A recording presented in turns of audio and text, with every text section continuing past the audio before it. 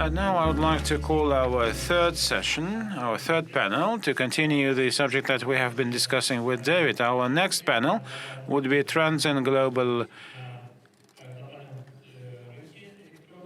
eFX Trading and Electronic Platforms Race. That's the name of our next panel, and I invite here to take part in this panel Stanislav Bublik, Executive Director and Head of Electronic Markets Distribution of Sberbank. Also, Dmitry Frolov from Moscow Exchange. He will be joining us via Zoom. And Evgeny Egorov, Head of New Algo Trading of Alfa-Bank, will be with us today. Now, we heard this very inspiring speech by David, and we tried to touch upon most of the issues and challenges that revealed themselves during this 2020 stress test that we started to discuss during panel 1. But let us open our discussion. Perhaps, Stanislav, I want to start with you. This is your time, perhaps, to open this panel. In your opinion, what is new? What is happening in the market in terms of electronic platforms development? What would you focus on? Well, let me say that we first need to probably discuss what is a platform.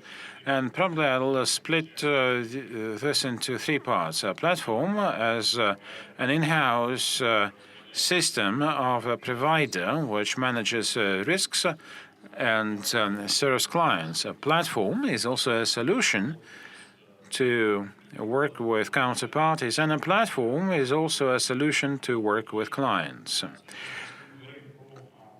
Now, if you mean a platform to be an in-house capacity or an in-house solution of a bank, then we see that on the one hand, we have quite a number of third-party ready solutions constantly being improved. There is also a growing gap between the in-house solutions or developments and white label solutions. On the one hand, to build an in-house eFX platform is quite easy. You have many tools available for that. But to support such an in-house platform and to really have a lot of functionality in that platform, you need to invest a lot of time and money. You need to hire your own dev team so that you would have the proper trading algorithms and so that you can use those algos to work with the clients. You need also to process data correctly, and this is becoming quite complex. On the other hand, there are also some vendors that would provide you with, bits and pieces of such a platform. There are many startups that would provide you with analytics, with data analytics, etc., from which you can build the full system. There is also like a bifurcation now, it's crossroads, where you can take raw data and try to work with raw data, but to do that, you need to invest a lot of money. Or you can take something simple, you can outsource such functionality and do a solution which would be up to mark, but would not be a top-tier one. In terms of counterparty solutions, as Alexander already noted, we have quite active engagement and work with algorithmic orders of clients, and we see that the market is becoming more and more complex. And not only in Russia, but elsewhere, people are more or less mastering new forms of trade and marketing, and this makes it possible to execute orders in a better way. Also, we see a fledgling data processing trend. Of course, the quality, the TCA and the quality of TCA, it is growing when you are talking about a higher number of orders to be processed. In terms of more or less mass scale story, there you see a wider focus on the classes of assets. If before we discussed only FX trades and spot-based, now almost all banks have solutions for FX derivatives trading quite actively. We see some development of stories with the asset sides and investing free liquidity, and that would complement the existing platforms. And platforms become not like a single product event, but rather a platform to manage risks generally in the FX market for many assets, but not for just one asset. And of course, integration of such platforms with the post-trading limits and creating a common interface so that the client experience would not really going beyond something that client needs. And I think that this is something that we see now, that we see the automation of client-based solutions so that clients would not be in need to sign anything, and this is the development of the onboarding processes. Thank you. I see already Dmitry Frolov here, the FX Products Development Manager of Moscow Exchange. And Moscow Exchange, last year, maybe in the last few years, as I would imagine as one of the participants and in that trading, has gone through transformation. And I think that Moscow Exchange is coming from being just an exchange to becoming a platform with different classes of execution, and it also cooperates with the bank platforms. Maybe, Dmitry, you would like to share with us your experience and views on this process, and whether I'm right in my understanding as well. Is this the strategy, and what are the results that you have seen recently? Good afternoon, colleagues, and thank you, Sergey, for being able to speak here at this panel. Indeed, I agree with you that we are trying to follow the trend. Maybe I'll share a couple of slides with you. Yes, if you can see my slides, but if not, then that's okay. The key trends of the market are that recently the dealership platforms have been growing, and there's a growing sports segment. London statistics, the Bank of England shows that in 2019 over 20% is ASDP, and the multi-dealer platforms are being pushed aside because of a number of factors here. Primarily, this is because the players, the participants, trust less this anonymous trading, and also participants can make bilateral transactions, and as part of their solutions, they use single dealer platforms, SDPs. The other factor here is that there's a sharp change in terms of the market in terms of the fragmentation of clients. It's not only banks and corporations. We're talking also about hedge funds, about brokers, about management companies, and of course, a large cluster of retail customers. And hence, we have a huge number of strategies present in the market that have to be somehow implemented through various platforms. And that is why the marketplace are not happy with just single solution, with just an ECN, and it is quite difficult for them to meet in just one place. That's why the exchange is following the trend, and we are currently trying to push forward different services and solutions for different types of clients. For example, if you take the execution of orders of different volume, it's not like a limited solution, but rather you have a separate Sberbank solution where you can execute orders with a size of over 1 million US, and it is quite comfortable for makers to work there because they can more or less be quick in bids. Austrian solution was launched last year as well. It was mentioned that. So, sorry, Dmitry, we would really appreciate to see your slides. Let us try to do this once again. Well, I see here that the moderator disabled this sharing functionality for the participants. Can we override that and try to see the slides? Yes, I now can share my slides.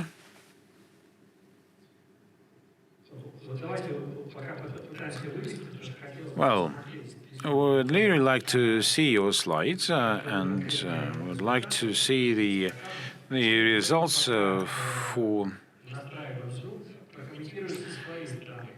for the points that you discussed. Perhaps you can start. Well, the name of our panel is Trends in Global eFX Trading and Electronic Platforms Race.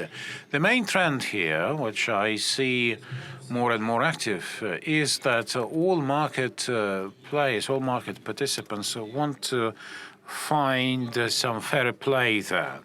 And the fair play means differently to different play. Some say don't want to have the quoting to go against the makers. Those opting for big tickets after the execution of the ticket, the market should not go against him, so the price he demonstrates should be not within this spread of 10 kopecks, but with the spread of 3 kopecks. Those trading without the clients, high-frequency traders like to be sure that if they're the first on the order book, so they're going to be the first executed. FIFO principle, so-called. So everyone has its own rate, so we can argue about different methods. But as Dmitry has said, you can provide different methods of execution. And this is from my perspective. This particular trend is new normal, and at the same platform, those 2 or 3 approaches to execution can coexist. Thank you. Dmitry, can you continue with your presentation, since you have some figures already in place? So this is the confirmation of what I have told already. There is a trend for 2019 more than 20%. So the overview of this year demonstrates that SDP share is growing. From the perspective of the factors I've mentioned, we see the growing share of anonymous transactions. That's what we can see on our exchange. On this slide, you can see that the share of negotiable transactions is growing. Double growth over the last year, compared with 4 to 5% average year-on-year previously. Along with that, I would like to mention that Our conventional product is a central limited order book. On the right graph, you can see that in the spot, on average, this is 4 to 5 billion of US dollars.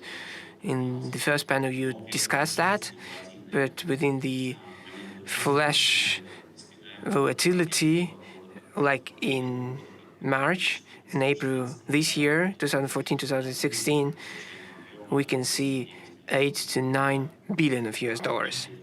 At peak periods even exceeded 11 billions, 2 or 3 times higher those we have on flat market. We do believe that one of the preconditions for that, how we mitigate the risks, how we cover this risk with the central counter agents. Along with that, talking about new products, what Evgeny has mentioned, new additional products we've been providing to makers, speed bumps. You can see a very interesting trend in place. It has been voiced already, actually, that in March and April, makers expanded hugely, and we noticed on our platform as well, in speed bump for March and April 2020. They expanded their spreads, moving out of non-conventional products like speed bumps. But we saw a growing share of our conventional products. It says, and it demonstrates that the market participants, market players, regardless of the situation in the market, can opt for very useful solutions and execute their transactions in different ways, in different venues. So we are planning to expand our product line and add both from the perspective of execution, we're going to provide new services, and from the perspective of expanding time limits. We have evening session on stock exchange, on FX exchange, starting the first quarter of 2020, going to be early morning on FX spot market. This year we are launching conventional product, give up order. So the opportunity to execute over a huge amount with a period of time without a big impact on the market. So we're ready to interact with the participants together with you, with all the players on the market. We're ready to expand the product line, take into account your requests and demands. And next question to you, how do you look at Moscow Exchange as a competitor or as a partner in Sberbank? Moscow Exchange, it's a good question, actually. Moscow Exchange is, first of all, the price discovery. As for the ruble, this is the matter of fact. And the second point is that the stock exchange, Moscow Exchange, is unconditional venue where you can execute any transaction at any period of time, which is very important for the whole market. We are working with colleagues from Moscow Exchange to improve cost rate services, and Exchange is one of the platforms, very important platforms, which has the liquidity for ruble, and we do anticipate its importance. There are some peculiarities connected with transaction executions, with services and solutions for the clients. We do believe that our competitive edge is that we provide our own liquidity and we have access to different platforms to assist our clients and offer him an integrated solution, not through one order book trading or to opt for a particular order book, but we provide and render services which allow him to better execute particular transaction. Do you have any KPIs tied to the volume of trading on Forex exchange? We look at our share compared with the external market. We look at our volumes changing compared with the market. This is relevant to many participants. This is the share of the market. Eugen, as for you, what is Moscow Exchange for you?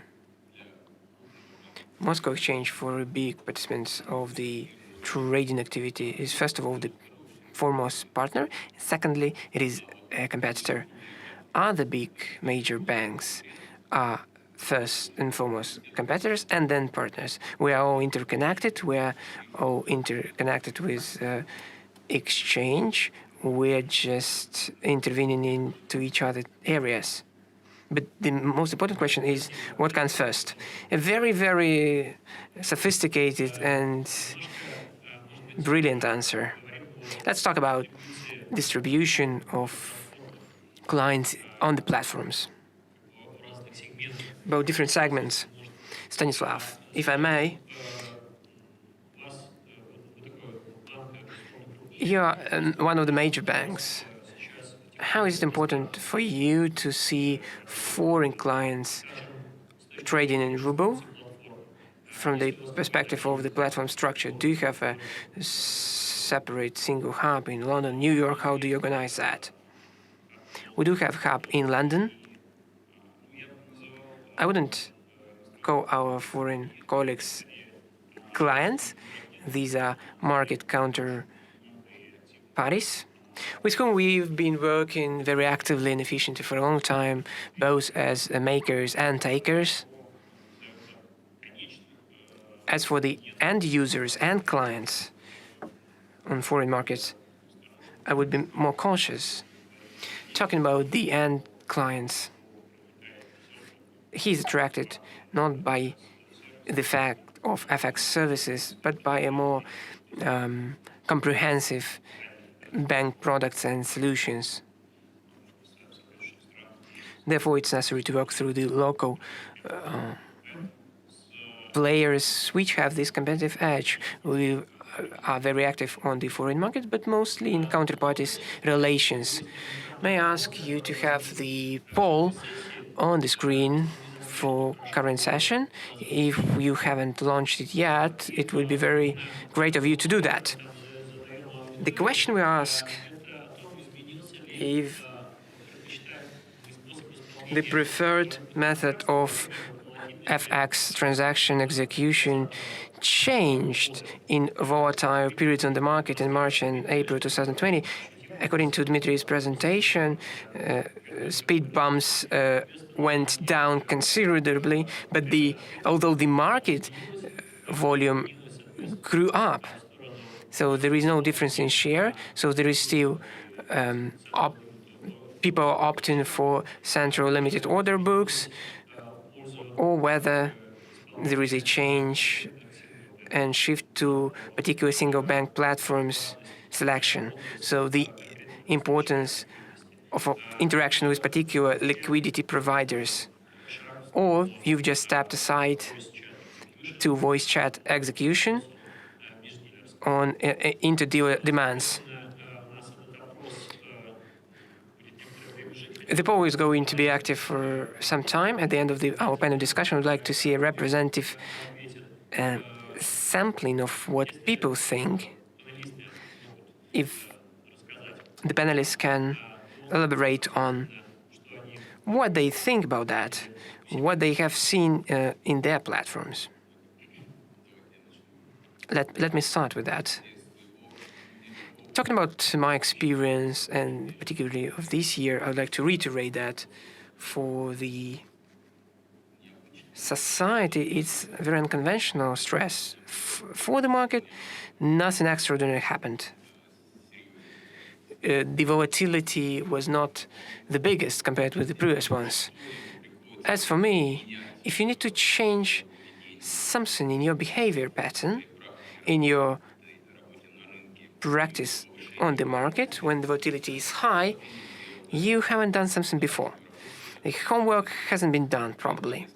if you face this volatility and you don't have to change anything, everything is perfect. You can go on like that. So I'd like to.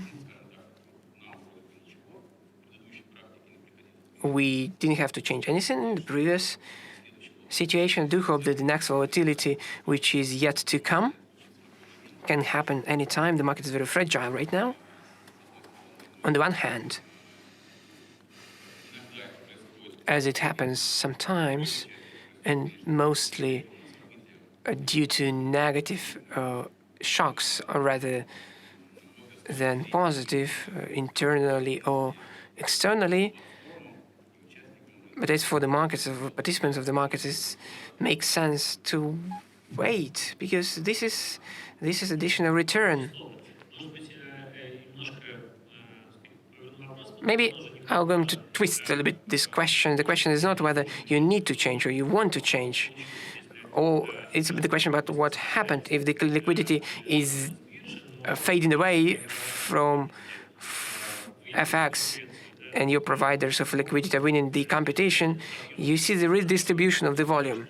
Stanislav, have you noticed anything about that?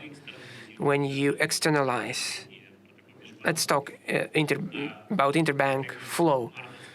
In March spike, if you have,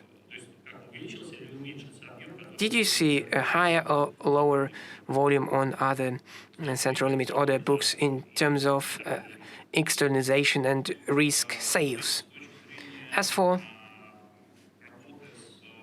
interaction with clients and risk mitigation, we didn't see drastic changes. We saw the same trend as before. From the perspective of internalization share, it didn't change. From the perspective of the client volume, we see the continuous growth. And the growth we see is happening actually both in corporate sector, where it's quite limited due to foreign activity slowed down, but we see a very good growth in interaction with our counterparties. Can we see the final results of the poll as our time is over? We can see that there is interesting trend in place. Most answer that there have been no changes.